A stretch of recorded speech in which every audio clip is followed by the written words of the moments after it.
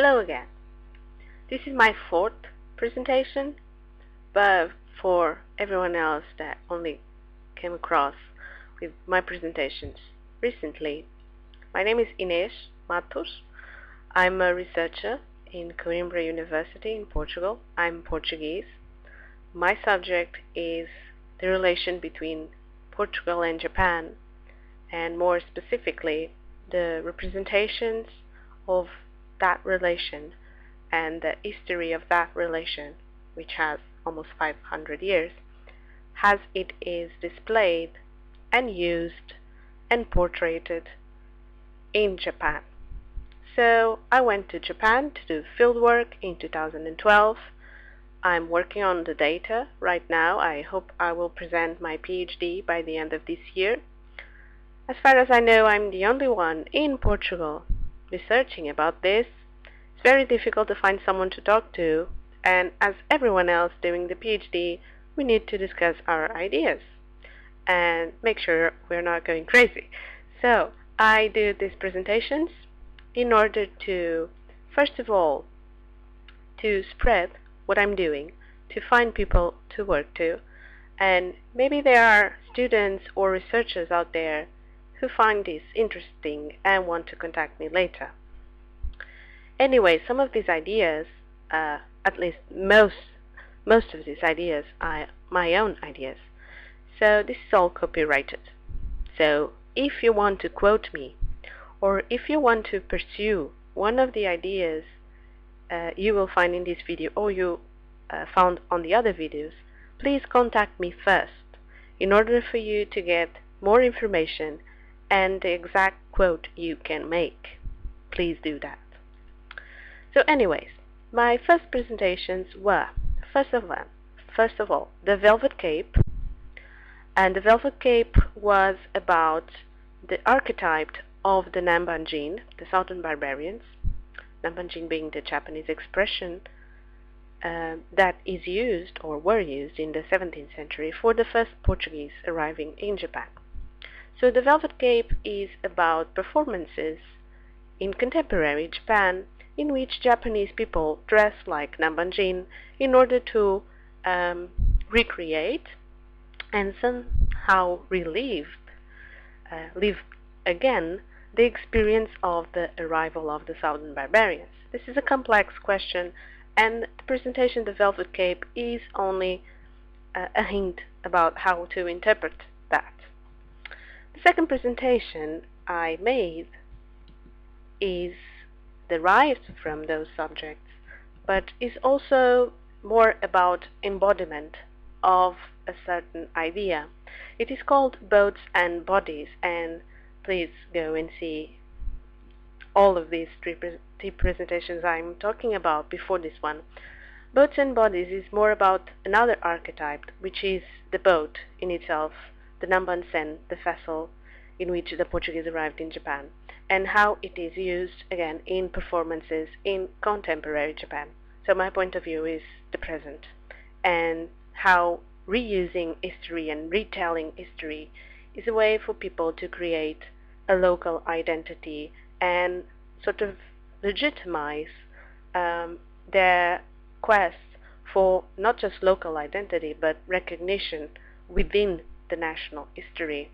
And they also use this for tourist purposes.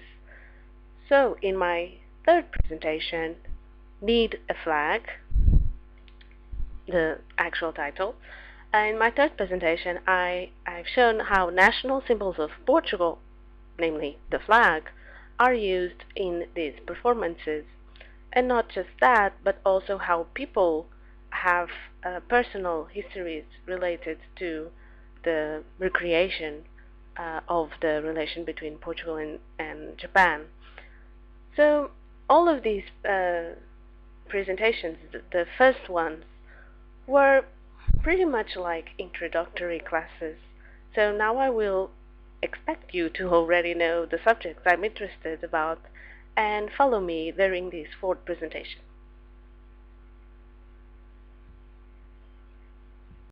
So what I do is I interpret cultural intangible heritage, and I unveil the meanings of it and the implications of it. uh, in a broader context of Japanese culture. In this picture, we have boys and girls from Minami Shimabara, and they are, during the night, dressed again in an odd fashion. But they are not doing a Namban parade. They are definitely depicting the Namban jidai, the age in which the Portuguese and the Spaniards were in Japan. But they are depicting that age based in the idea that Japanese young men, although there are also girls in this picture, Japanese young men at that time could be part of the Christian Church of Japan by joining the seminario. So, the school in which they would learn Latin, European music, also drawing in the European style, and a lot of other things also related with the schedule they would have during the day, the prayers, and also eating different food from the other Japanese people. So, young men at the time, mostly from nobility, they could join the seminary and have a quasi-European education. And eventually, there were a bunch of them that were sent to Europe. It's called the Tensho Embassy, the Japanese envoys to Europe. And Minami Shimabara is, from some years now, trying to use that story, of course, to promote itself. A bit parenthesis here. If you are familiar with the Furusato movement, which is the revival of old towns, old villages that are more or less inhabited right now or with very old population, and they are trying to transforming themselves in kind of historical theme parks, and they are trying to attract young people to live there and have activities related to old times, mostly Edo Jidai or even Tokugawa Jidai. If you are familiar with the theme of the Furusato movement in terms of historical studies and touristic practices, this is not exactly like that. Because, in fact, Minami Shimabara is not transforming itself into a place from the past. It is pretty much a modern place, but it is investing a lot, as we will see a bit after, it is investing a lot into marketing itself inside Japan as one of the legitimate places from which the history of Christianity in Japan must be told. So they are trying to put themselves in the center of the whole movement of the Christian sites in Nagasaki, though they are, in fact, quite peripheral, geographically speaking. But central events took place there, in fact, and they had the seminario. The place does not exist. There are not even ruins. You know, in Japanese there's the word ato, like place, location, and sometimes they call something ato, but they are not ruins in the archaeological sense. So they have a pretty good idea where the seminary were. It is marked. They have a plaque in there, and they do this performance also. They do this parade, which is a procession, a religious procession during the night, according to the streets in which the actual seminary students would go. So in the head of this procession, we would have a local daimyo, a Christian daimyo. So it's a Japanese person dressed like a daimyo would dress in the 16th century. And then a little behind, we have the Namban. So we have people dressed like the Namban, pretty much like in the Nagasaki parade, Okunchi performance I've mentioned, or in the other ones like the Sakai one. And sometimes they are foreigners. So Minami Shimabara City Council hire foreigners, not Portuguese, foreigners in general, white European people or even Americans, to look like the Namban. But there are just a few of them. most of the procession are these boys and girls.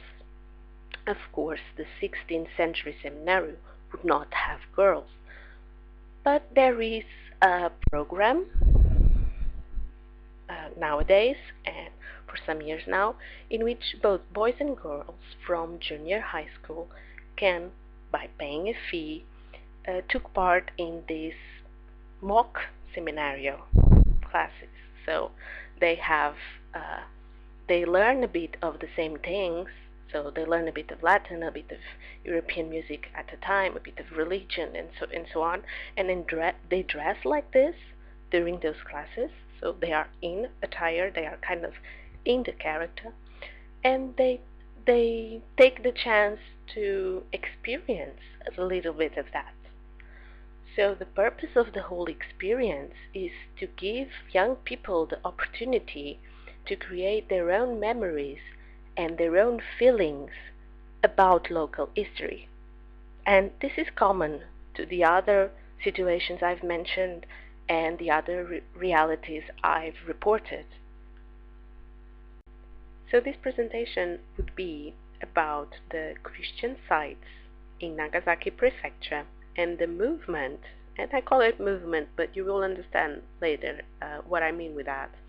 The movement of different people, different institutions, different associations using the discourse about the Christian sites in Nagasaki Prefecture. And it's actually a discourse because they are constructing a way to explain it and to make sense of it during history and for modern times and for contemporary days. And the relation between those Christian sites and the intangible cultural heritage of these communities and how they deal with their Christian past. So in Minami Shimabara, this thing about the seminarium mock classes and the festività natalis, because the whole procession during the night is called festività natalis, this is not an event promoted by the Christian Church of Japan. They are not necessarily Christians, though they are singing Christian songs in Latin and everything. They are not, emotionally speaking, they are not performing a religious rite. So in the outside, it appears that they are really performing a religious procession, but that's not it. They are just trying to bring it to life, to honor the past of Minami Shimabara area and to legitimize their call for being the place of the seminary and again the center of the Christian introduction of Christianity in that part of the prefecture. So I will draw my presentation from two things that happened quite recently.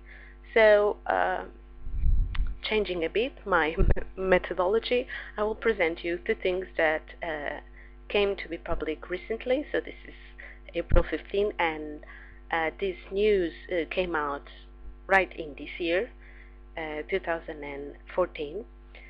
And the first one is from this website, Christian Nagasaki Japan Stories. So you can go to this site and read this.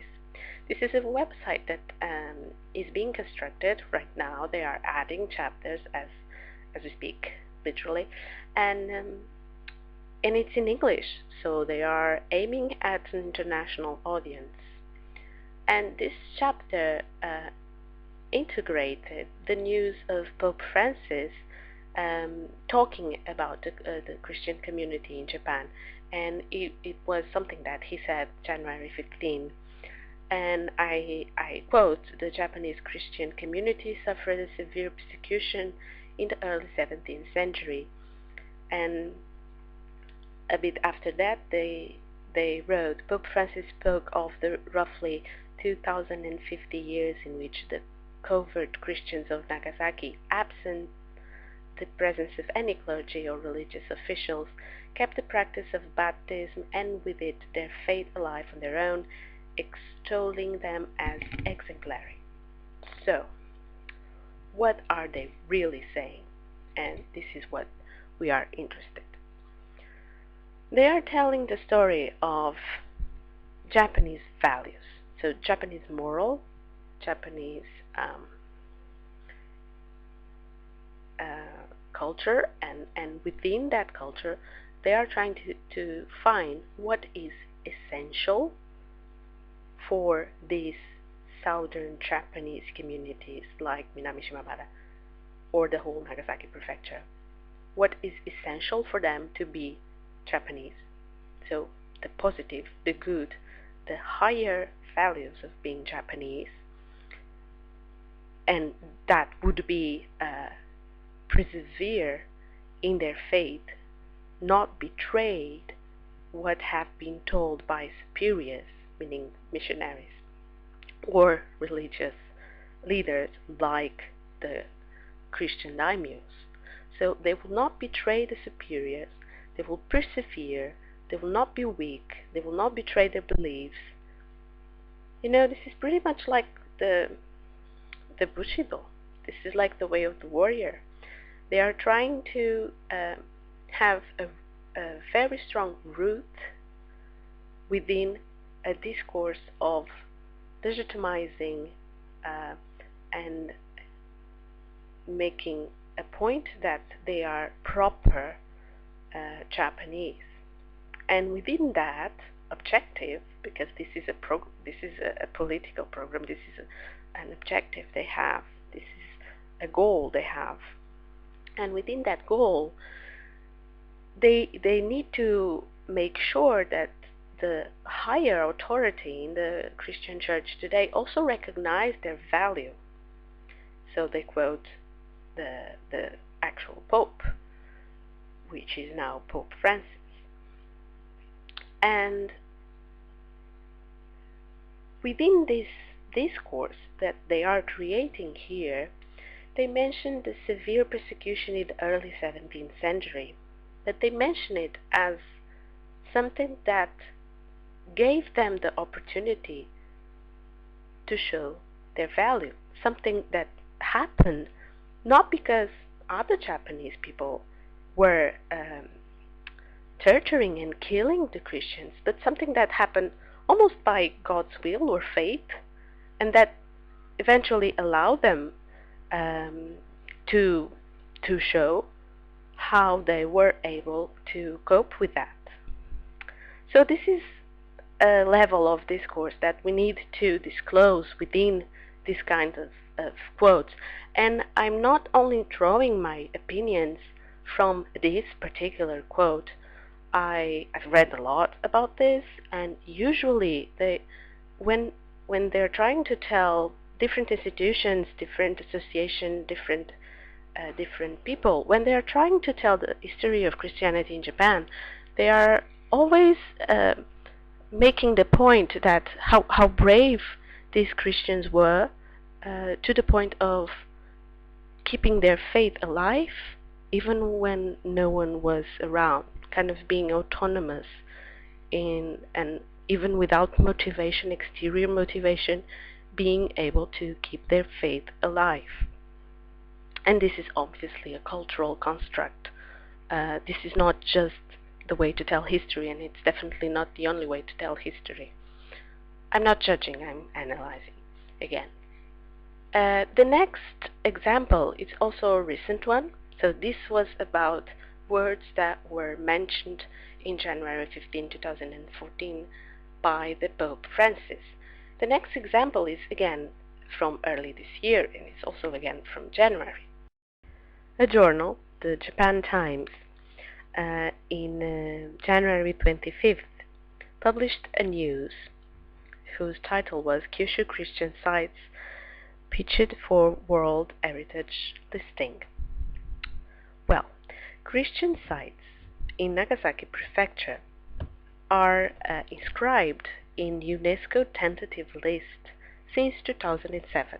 So in 2007 they presented how it's done. It's every time the same. They have to give the documents, and they have to give the arguments for each point of how they should be granted the World Heritage classification, and it's quite a bureaucratic process, but they deliver everything that was needed in 2007, and they were put in the tentative list. So they were giving a no answer. But though it was a no answer, it was interpreted in Japan as a we need to do something to be granted the classification, the recognition as a World Heritage, and we can do something about it. It's just a matter of investing in it. So since 2007 until now, they were kind of creating awareness about the cultural heritage related to Christian history in Japan. So it was the other way around. Instead of trying to appeal to UNESCO to recognize something that was known within the population and that was already regarded as heritage, they are now trying to construct that connection between population and cultural heritage. Well, the documents they presented in 2007, and this is public, so you can go to UNESCO's website and see everything. I think that the point was not well made, because they were mixing a lot of different categories. They were trying to appeal to architecture and to landscape and to a lot of different things, and it was not very well. The argument was not very strong, so I completely understand why they were put on the tentative list. But anyway, they didn't give up, and apparently high ranks in Japanese politics are putting pressure on the national government to do something about this. So at the meeting with the Nagasaki and Kumamoto governors,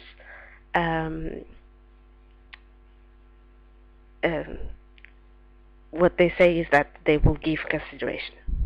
So the proposal is open, and the push is being made from the south. So from the south to the north, and this is kind of important in post-cultural studies and in social studies, from the south to the north, they are trying to give the push to the official national government to recognize their need to acquire an international recognition of their cultural heritage. And you may notice that I stressed some words in this. And what is that? What they are aiming at? What would be actually classified? And again, personally, I don't believe that they will be classified as they presented, as they were candidates. So probably they would have to appeal to a different category or change a bit what they requested. So, taking things from the whole process. Things that are common in the different documents of that appeal was the role of Francis Xavier. So Francis Xavier arrived in Japan in 1549, and its role is always mentioned in all the documents. Nagasaki City as being the base for missionary work. That's also certain to be present in the whole documents. Nagasaki Prefecture as being the area of Christianity. The 10 show envoys to Europe that I've mentioned before, they were sent in 1582. So they were the first Japanese to be sent outside of Japan into the Western world. The Shimabara uprising that occurred in 1637, this is also very frequently mentioned. The Kakure Christians, meaning the hidden Christians, has a family system within which the rites of Christianity, and presumably also the faith, were kept alive, and the oratio prayers. Oratio comes from Latin, oratio, so they are prayers in song and using Latin and Portuguese words. And they were preserved mostly in the area of Goto Islands, by the way. Also, something that is very curious is the fact that they very frequently mention the opening of Japan. So they, again, what I've said in the previous presentations, the age in which Japan was open to the world, and this has to do with Central and Western Europe as well, was only had its mirror in again only in 19th century, when they opened Japan to the world again, and when religious freedom was recognized in fact. So in the documents they submitted to UNESCO, there is nothing about the persecutions in 19th century and the killing of Christians in Nagasaki in 19th century. So after the religious freedom was granted, after the opening of Japan, the first Christians that revealed themselves and said, well, we were Catholic Christians, but now we are here, they were in fact slaughtered. But there is no mention about that in the documents they presented to UNESCO. But anyway, there are a lot of things that are not mentioned. Of course, they are trying to tell one story. And to recognize the Christian sites of Nagasaki would eventually be to recognize that story to be the one true story. And that's a problem, as everyone studying cultural studies and history knows. Well, again, the last topic is, and this is when I think they mix intangible heritage with architecture, and that's not very. There are not very strong arguments of how they would do this work. They talk about the new churches, so the churches from late 19th century and beginning of 20th century in Nagasaki area, so following the map of Kakure Christian groups that were one by one, presumably willingly, freely integrating the Christian Church of Japan. But there are Kakure Christians that never integrated the Christian Church of Japan, and even today there are they not just want to be a part, they are proud of being a part. The things they say, the groups that would not integrate the Christian Church of Japan, are things like, we are the original ones, we persevere, we need to protect, mamoru is the Japanese word they use, we need to protect, we need to save, to keep safe the things that were passed onto us by the missionaries of 16th century. So it's pretty much like the Orthodox and Reform religion. They call themselves the Orthodox, the other ones integrated the modern Christians, so to say. So, and this is a quote from the documents that I've seen in UNESCO. So, about the churches, they say, these Christian churches are also considered as excellent examples of the quality structural design resulting from the fusion of the Western architectural techniques brought by the foreign priests and Japan's traditional architectural techniques. So what they're saying is that the churches are unique and they testify the cooperation and the original design mixing Western and Japanese features. And another point is that they stress that the churches form particular cultural landscapes.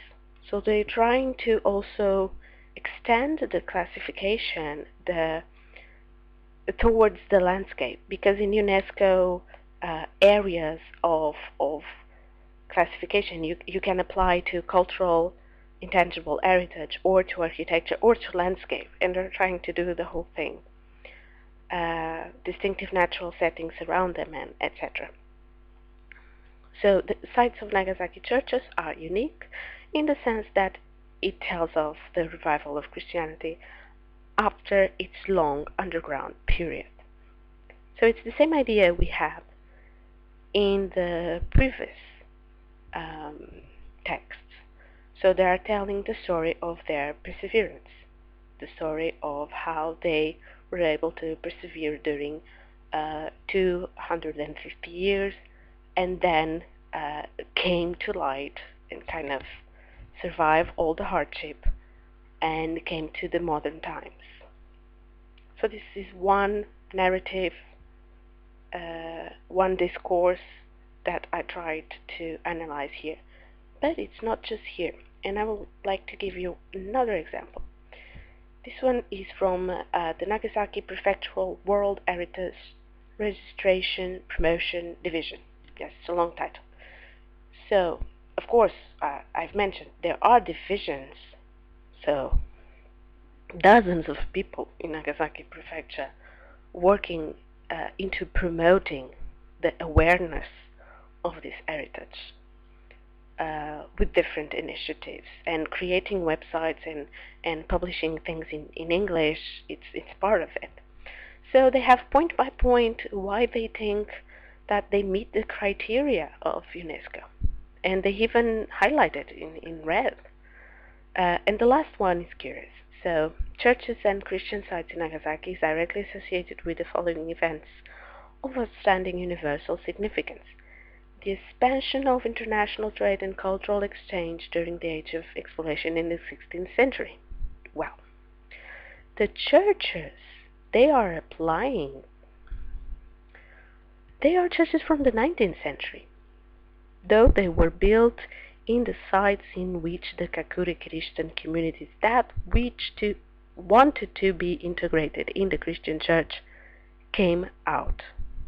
So, it's quite far-fetched that they say the churches from 19th century had something to do or are a way to express the expansion of international trade and cultural exchange during the age of exploration in the 16th century. And this is not just my opinion, of course, it was also the opinion of UNESCO. But it is embellished in the revival of Christianity and the reopening of Japan. In fact, it is. So, this is the whole history of seclusion and opening of Japan.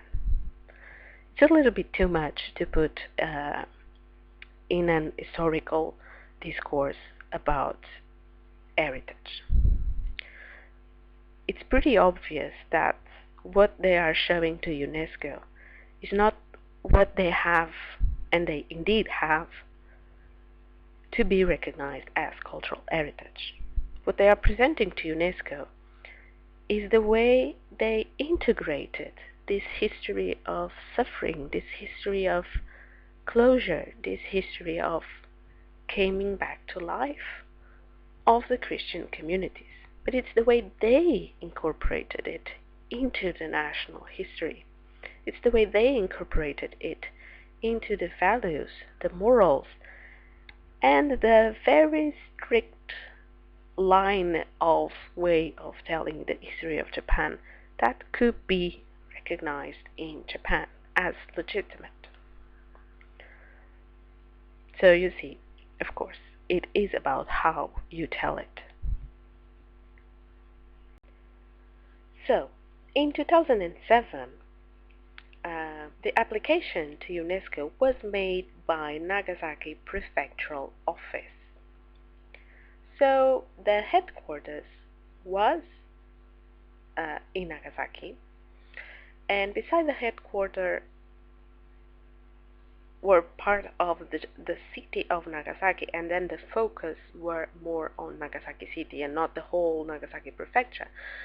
Now we have other, well, the game is different. We have other people and other interests in the whole thing. So other parts of Nagasaki prefecture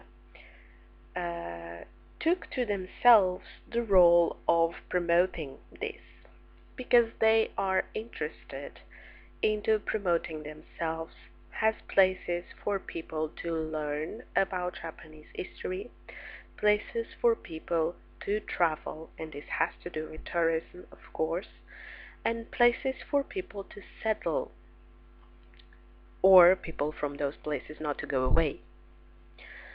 So small towns, or smaller towns than Nagasaki, want to tell their own version of this whole thing, because it's a complicated history. Of course, it's not as simple as it appears in the history textbooks, especially in the Japanese history textbooks.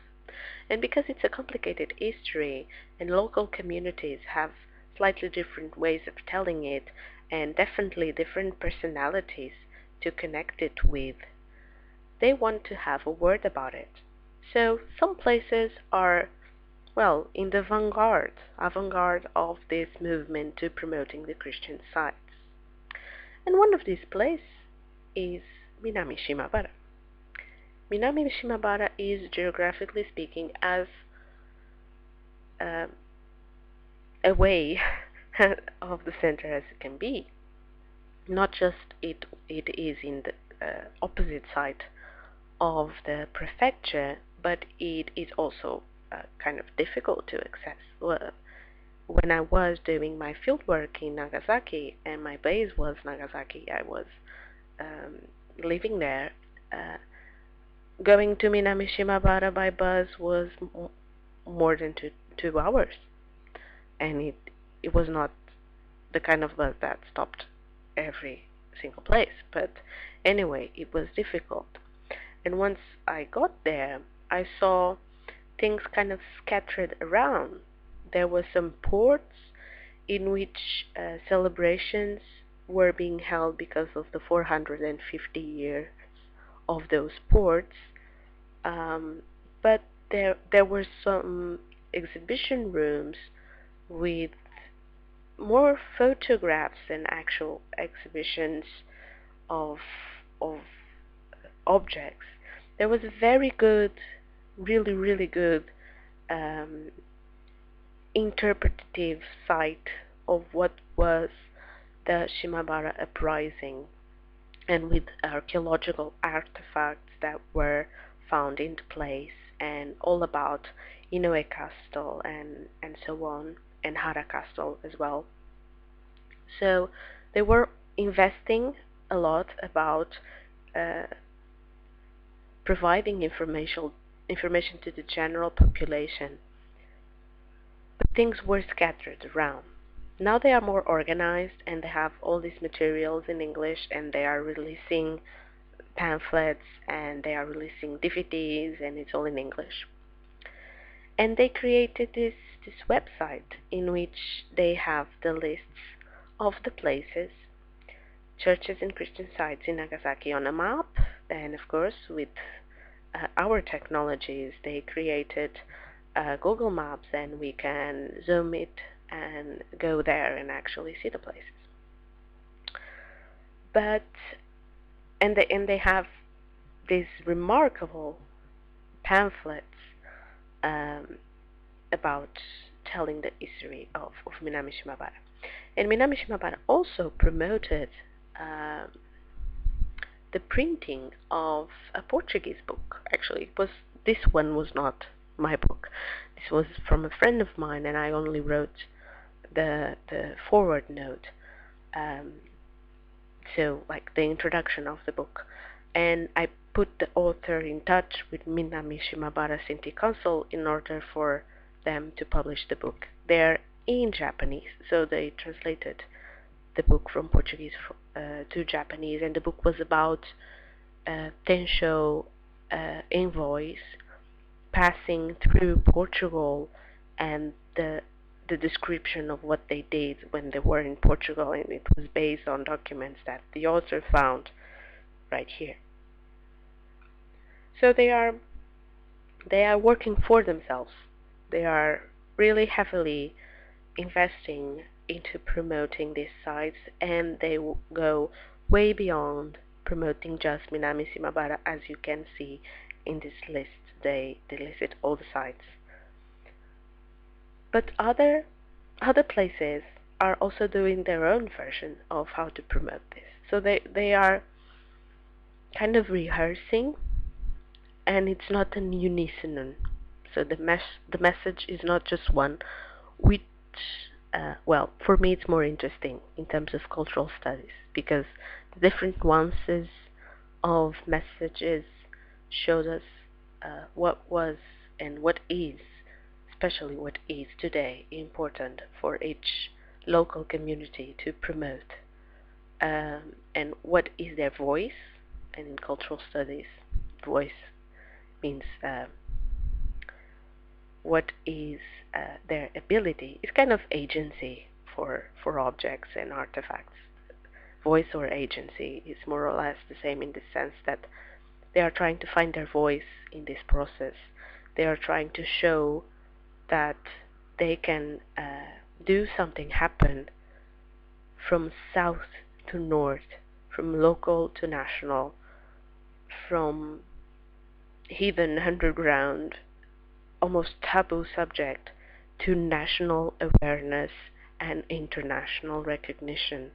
And this is a very interesting subject because it relocates Japan in the world, and because it touches almost every single issue of how Japan deals with otherness and how Japan deals with taboo issues and with things that have a very dark side, like persecutions and denial of liberty. So the way Japanese society, and specifically southern communities, are dealing with the history of Christianity is eye-opening in terms of the whole recognition of cultural intangible heritage. They did not, in fact, in the application to UNESCO, they did not use arguments from the theoretical field of heritage of suffering. There are a lot of materials about the heritage of suffering, mostly related to World War II, and they did not use that. I don't know if they made the choice consciously or not, but they were not trying to be recognized as places of suffering. These places were actually trying to be recognized as places of victory, which is curious, because they are only trying to show one side, the bright side of the history, and the history itself is very much a dark one. So to finish this presentation, I will show you a short film about Festività Natalis, the celebration that takes place every year in the beginning of December and presumably recreates the environment of the preparation for Christian Christmas celebrations in the Seminario of Minami Shimabara that worked alongside with the Christian daimyo rule in the area. So this is a footage made by Minami Shimabara institutions in order just to collect every year some footage about the festival.